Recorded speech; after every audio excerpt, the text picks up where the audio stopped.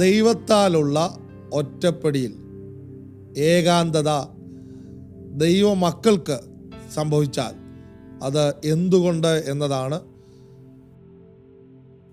ദൈവത്താൽ തിരഞ്ഞെടുക്കപ്പെട്ടവർക്ക് ഒറ്റപ്പെടിയിൽ സംഭവിച്ചാൽ അതിൻ്റെ റിസൾട്ട് എന്തായിരിക്കും എന്നതാണ്. ഞാൻ അതിനകത്ത് ഏകാന്തത എന്നത് പറഞ്ഞു, ഒറ്റപ്പെടിയിൽ എന്നത് പറഞ്ഞു. ഏകാന്തത നാം വരുത്തി വെക്കുന്നതാണ്. ഒറ്റപ്പെടിയിൽ മനുഷ്യർ നമ്മൾക്ക് വേണ്ടി ചെയ്തു വെക്കുന്നതാണ്. മനുഷ്യർ അങ്ങനെ ചെയ്താൽ ദൈവത്തിൻ്റെ പിന്നിലെ പദ്ധതി എന്താണെന്നാണ് നാം കേട്ടുകൊണ്ടിരിക്കുന്നത്. അതിനകത്തെ ഒന്നാമത്തേത് നമ്മെ വലിയതാക്കാനാണ് ഒറ്റപ്പെടുത്തൽ ദൈവം അനുവദിക്കുന്നത്. രണ്ട്, നമ്മുടെ ജീവിതത്തിൽ ഒറ്റപ്പെടുത്തൽ ദൈവം അനുവദിക്കുന്നത് നമ്മുടെ കപ്പാസിറ്റി വർദ്ധിപ്പിക്കാനാണ്. ഇന്നലെ നമ്മളത് കേട്ടു. ഒന്ന്, നമ്മെ വലിയവനാക്കാനാണ്, വലുതാക്കാൻ ദൈവത്തിന് പദ്ധതി ആയതുകൊണ്ടാണ് നമ്മുടെ ജീവിതത്തിൽ. അതിന് മനുഷ്യർ കാരണമായെന്നേ ഉള്ളൂ, ദൈവത്താൽ അനുവദിക്കപ്പെട്ടതാണ്. ദൈവമക്കളുടെ ജീവിതത്തിൽ ഇത് വരുന്നത് ദൈവത്താൽ അനുവദിക്കപ്പെട്ടതാണ്. നിന്നെ വലിയതാക്കാനാണ്. അബ്രഹാമിനെ ആ വീട്ടിൽ നിന്ന് വിളിച്ചിറക്കുമ്പോൾ ദൈവത്തിൻ്റെ പദ്ധതി അബ്രഹാമിനെ ഏറ്റവും വലിയ ജാതിയാക്കാൻ വേണ്ടി ഒറ്റയ്ക്ക് വിളിച്ചിറക്കിയാണ്. കപ്പാസിറ്റി വർദ്ധിപ്പിക്കാനാണ്. യാക്കോബിനെ ഒറ്റയ്ക്ക് തനിയെ ശേഷിച്ച് നിർത്തിയത് യാക്കോബിൽ നിന്ന് ഇസ്രായേലിലേക്ക് ആ വലിയ കപ്പാസിറ്റിയിലേക്ക് മാറ്റാൻ വേണ്ടിയാണ്. മൂന്നാമത്തത് ഒറ്റപ്പെടുത്തൽ എന്തിനു വേണ്ടിയെന്ന് ചോദിച്ചാൽ ഉയർത്തപ്പെടാനാണ്. ഐസൊലേഷൻ ദൈവം അനുവദിച്ചാൽ അത് എലിവേഷനാണ്, അത് ഉയരാൻ വേണ്ടി മാത്രമാണ്. അതിനകത്ത് താഴ്ച സംഭവിക്കത്തില്ല. ദൈവത്താൽ നീ ഒറ്റപ്പെട്ടതായി നിനക്ക് തോന്നിയാൽ 100% ഒരു പ്രവാചക അഭിഷേകത്തിൽ ഈ പ്രഭാതത്തിൽ നിങ്ങൾ കേൾക്കുക, അത് താഴാനല്ല, ഉയരാൻ വേണ്ടി മാത്രമാണ്. നിങ്ങൾക്ക് ഉയരാൻ പറ്റുന്നില്ല എങ്കിൽ, ഇപ്പോൾ ഐസൊലേഷനിൽ ഉയരാൻ പറ്റുന്നില്ല എങ്കിൽ അതിൻ്റെ അർത്ഥം ആ ഒറ്റപ്പെടിയിൽ ദൈവത്തിൽ നിന്നാണെന്ന് നിനക്ക് മനസ്സിലായിട്ടില്ല എന്നതാണ് ഒന്നാമത്തെ കാര്യം. അല്ലെങ്കിൽ നീ ആ ഒറ്റപ്പെടലിൻ്റെ സമയത്ത് പിശാച് നിന്നെ തെറ്റിദ്ധരിപ്പിച്ചിരിക്കുന്നു, ആശയക്കുഴപ്പം ഉണ്ടാക്കിയിരിക്കുന്നു, നീ ദൈവത്തിനെതിരെ നിന്നെ നിർത്തിയിരിക്കുകയാണ്. ഒറ്റപ്പെട്ടു പോയ ജീവിതത്തിൻ്റെ തനിച്ചായിപ്പോയ ഭാഗത്ത് നീ കൂടുതൽ ദൈവത്തെയാണ് ആശ്രയിച്ചതെങ്കിൽ ഇത് നിൻ്റെ എലിവേഷനായി സംഭവിക്കാൻ പോകുന്നു. നിൻ്റെ ജീവിതത്തിലെ ഏറ്റവും വലിയ ഉയർച്ചയുടെ സ്ഥലമായി ഈ സ്ഥലത്തെ ഒരുക്കാൻ ഉള്ള സ്ഥലമായി ദൈവം മാറ്റാൻ പോകുന്നു.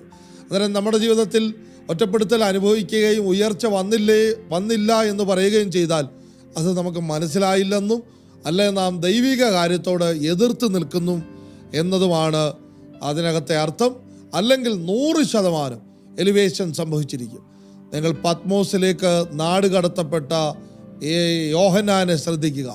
വലിയ ഒറ്റപ്പെടുത്തലാണ് തൻ്റെ ജീവിതത്തിൽ സംഭവിച്ചത്.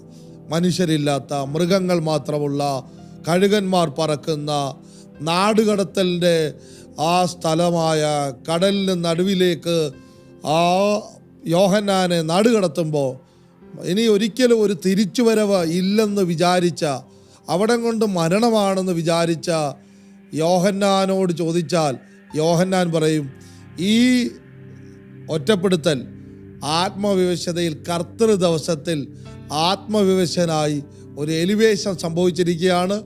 ആ എലിവേഷനിൽ ഇവിടെ കയറി വരിക, മേലാലുള്ളത് ഞാൻ കാണിച്ചു തരാമെന്ന് പറഞ്ഞ് വിളിക്കുകയാണ്. ഞാൻ പറഞ്ഞു വരുന്നത് എലിവേഷനാണിത്. നിന്നെ ഉയർത്താൻ വേണ്ടി ദൈവത്താൽ അനുവദിച്ചതാണ്. നിങ്ങൾ പൗലോസിനോട് ചോദിക്കുക, അറേബ്യൻ മരുഭൂമിയിൽ താൻ ഒറ്റപ്പെടുത്തി ദൈവം ഇരുത്തിയത്, യെരുശലേമിലെ ആ വലിയ പാരമ്പര്യക്കാരോട് ഒരാലോചനയും ചോദിക്കാതെ, അവരിൽ നിന്ന് പഠിപ്പിക്കാതെ മാറ്റി എന്തുകൊണ്ട് പൗലോസിനെ അറേബ്യൻ മരുഭൂമിയിൽ വർഷങ്ങൾ മാറ്റി ഇരുത്തി എന്ന് ചോദിച്ചാൽ തൻ്റെ മറുപടി 3-ാം സ്വർഗത്തോളം എടുക്കപ്പെടുന്ന ആ വലിയ എലിവേഷൻ സംഭവിക്കാൻ വേണ്ടിയാണ്, ഉയർച്ച സംഭവിക്കാൻ വേണ്ടിയാണ്. എന്നെ കാണുന്ന എല്ലാ സഹോദരങ്ങളോടും എനിക്ക് പറയാനുള്ള ഈ പ്രഭാതത്തിലെ സന്ദേശം, ജീവിതത്തിൽ തനിച്ചായി പോയെങ്കിൽ, ഒറ്റപ്പെട്ടു പോയെങ്കിൽ നിൻ്റെ ജീവിതത്തിലെ ഏറ്റവും വലിയ പത്മോസ്, ഏറ്റവും വലിയ അറേബ്യൻ മരുഭൂമി, നിൻ്റെ ജീവിതത്തിലെ വെളിപ്പാടുകളുടെ, ദർശനങ്ങളുടെ ഏറ്റവും പ്രധാനപ്പെട്ട ഉയർച്ചയുടെ സ്ഥലമാക്കി, നിൻ്റെ ജീവിതത്തിൽ ഇതുവരെ സംഭവിച്ചിട്ടില്ലാത്തത്, ഇതുവരെ കണ്ടിട്ടില്ലാത്തത്, ഇതുവരെ കേട്ടിട്ടില്ലാത്തത് വിശ്വാസത്താൽ നിന്നെ കാണിക്കാൻ, കേൾപ്പിക്കാൻ ദൈവം ആഗ്രഹിക്കുന്നു എന്നതിൻ്റെ വലിയ വലിയ ഉദാഹരണമായി നീ മാറാൻ പോകുന്നു.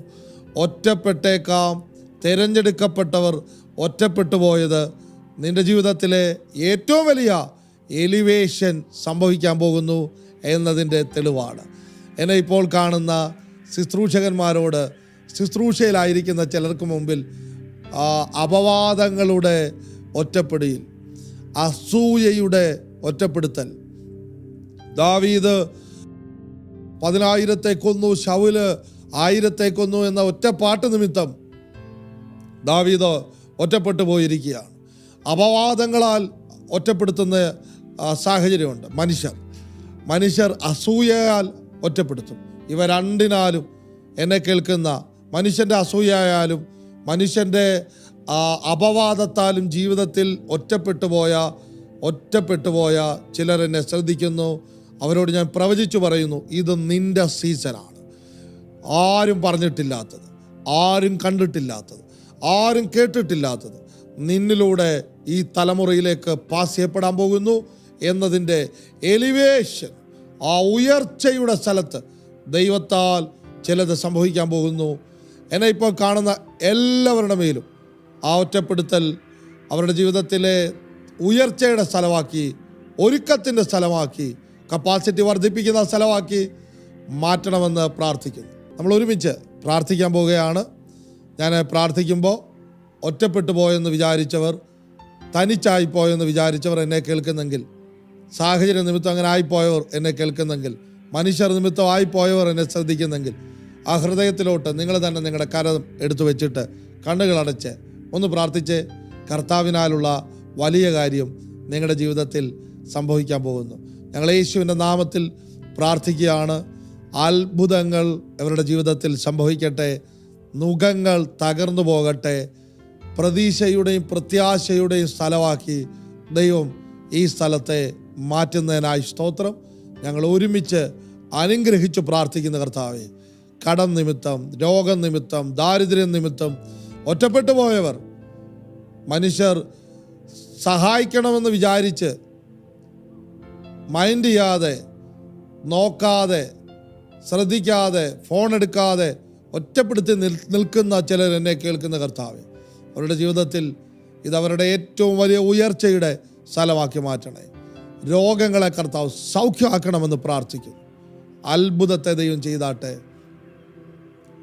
അത്ഭുതത്തെ ദൈവം ചെയ്താട്ടെ, അത്ഭുതത്തെ ചെയ്താട്ടെ. Bless you. എല്ലാവരും ദൈവം അനുഗ്രഹിക്കട്ടെ.